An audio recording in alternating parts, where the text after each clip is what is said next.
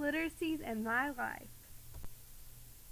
My first experience with digital literacies and computers in general occurred in my kindergarten class. During Centers, we would get a chance to play on the computer. The game that we would play was called Beehive Speller. You had to spell out words, placing the correct letter in each honeycomb. I absolutely loved this game. I began to love the computer, playing games on the computer, and spelling at this time. My second memory of using digital literacies also includes a computer game. This game turned out to be a favorite of mine all the way through high school, the Oregon Trail. The Oregon Trail was awesome to me because there were so many aspects of the game going on. You had to keep track of your family's morale, your livestock, your food, the path you were taking, the distance left, and so many more things. To me, the Oregon Trail incorporates so many digital literacies because of everything you have to keep track of.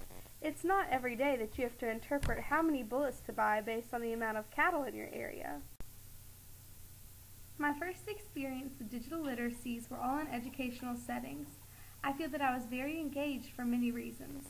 I love to read and learn, so making words with honeycombs and learning which routes out west are best to take in a wagon was all very intriguing to me.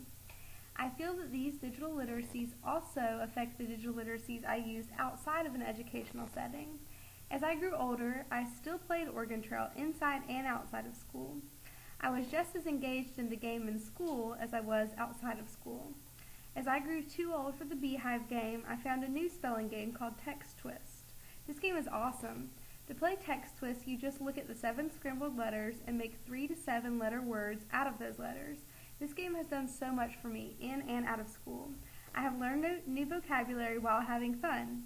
I can play this game on my phone, at my house on my computer, and even in a school setting since it is educational.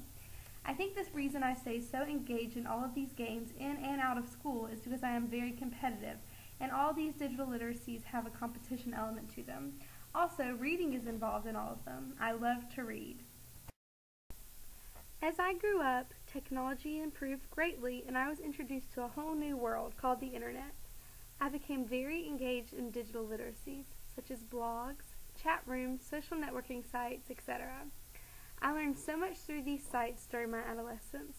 I learned things about my favorite movie stars and singers, as well as things I could apply in an educational setting. During this time, I found that I was just as engaged in digital literacies in school as I was at home.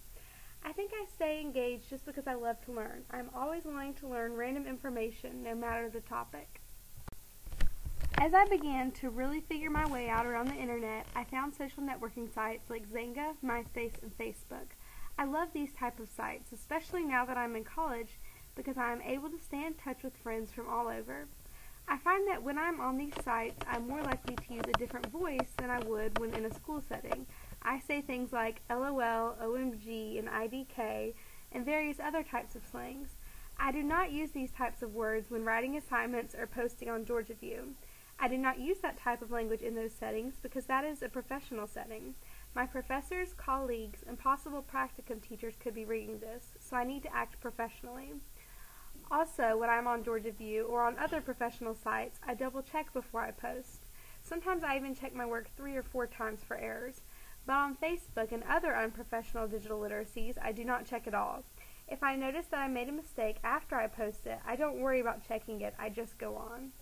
Now that I am in college and have grown up using digital literacies, I can see the impact they have had on my life. Like I said before, I love learning random information.